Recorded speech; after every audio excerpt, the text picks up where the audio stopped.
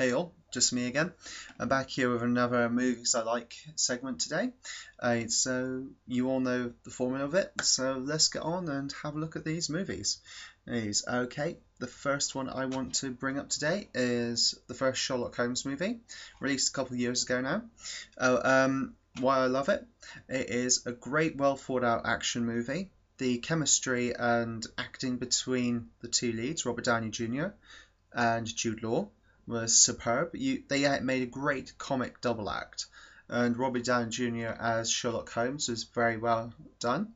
It was a movie that had quite a bit of took a little plot twist. You didn't know where it was going, and honestly, it stands as a good modern classic of the Sherlock Holmes genre. Perhaps even more so than the TV series in the UK and the one in the US that have come out recently. He wasn't too much of a fan of the second one, and I think because the plot was a bit more convoluted. This one is a nice, tight plot. You can just watch it as a standalone, really. You don't have to bother with the sequel if you don't want to. But of course, to add on to the storyline, you should watch the sequel and see where it goes. So anyway, that was that one. Moving on to a bit more of a fun comedy one. St. Trinians. And this is a great comic British film. If you never watched the original St. Trinian movies, you don't have to, because this really can be a standalone, and it's good to compare and contrast the two of them. When I watched this, I was having a lot of laughs in the cinema. A lot of great comedy in there. I wouldn't, at the end of the day, it's just a fun film to watch. What was his name? Rupert Everett, that's it, doing his drag act as the headmistress. Had to love that. And Colin Firth in his role as the comic relief, constantly getting all this stuff thrown at him. It's very rare, I think, to see him in a really good comic role. He usually does a lot of serious stuff, and be honest, to have a strong female cast, it's different, it's unusual, and it was quite fun. So it's well worth a watch if you want something nice and complicated to see. Moving on Chronicle, the superhero indie film from last year. I really enjoyed this. I had a long discussion with a friend who wasn't so much a fan of this film. He thought nothing really happened in it. I kind of agree, because the whole plot of it was some chap slowly going over the deep end and his cousin unable to save him. But then again, I quite enjoyed the evolution of both characters. You could see where the one chap was going to go eventually, but seeing him actually getting there and his choices he was making, I think it was a very powerful, emotional film.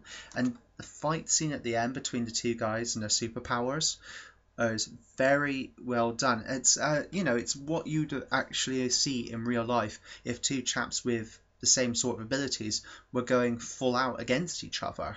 So I think that was well directed, and I definitely recommend it for anyone that's a fan of the shaky cam fantasy sci-fi genre.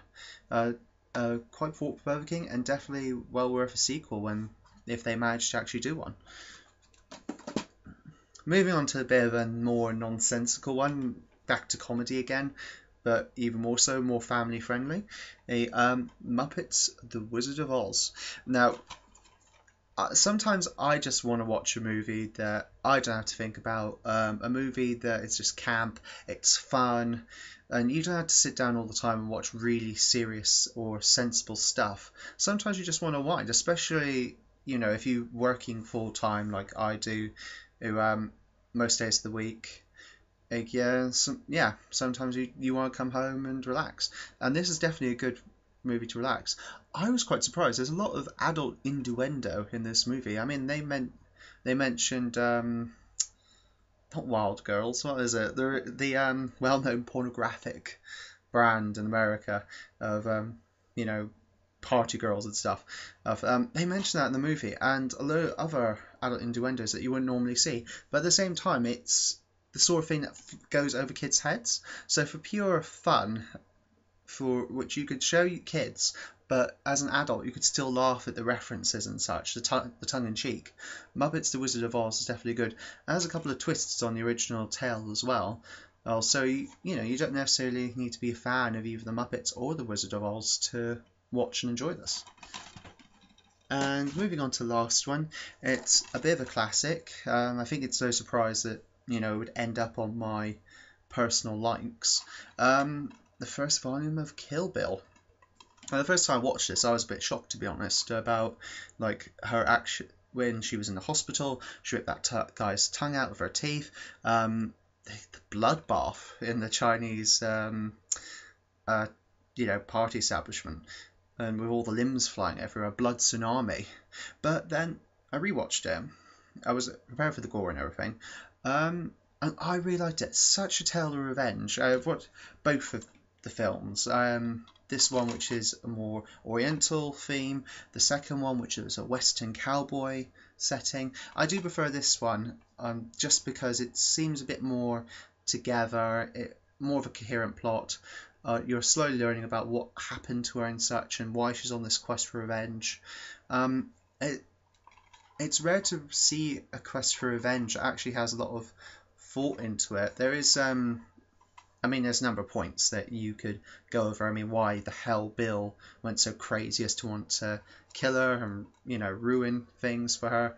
That's an annoyance. But really, you could just sit back, as I did, and just enjoy the spectacle of seeing a powerful, beautiful woman go absolutely crazy with katana and slice people up.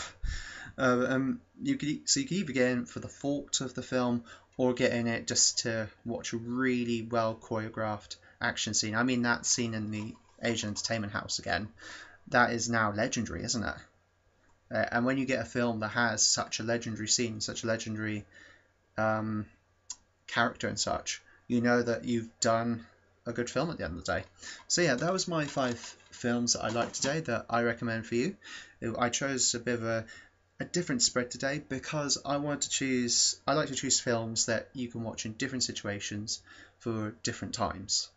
You don't always want to be serious, as I mentioned. You don't always want to be happy though, or just plainly comical. Which is why it's good to have such a great selection of films. I hope that I'm kind of showing also my taste is quite diverse, but I hope I brought across exactly why I recommend those films at the end of the day. 4 different reasons, 4 different settings. So yeah, that's my films I like today, and I shall leave it to you. Comments as always, shares, likes and stuff, just throw them at me, and I'll get back to you soon.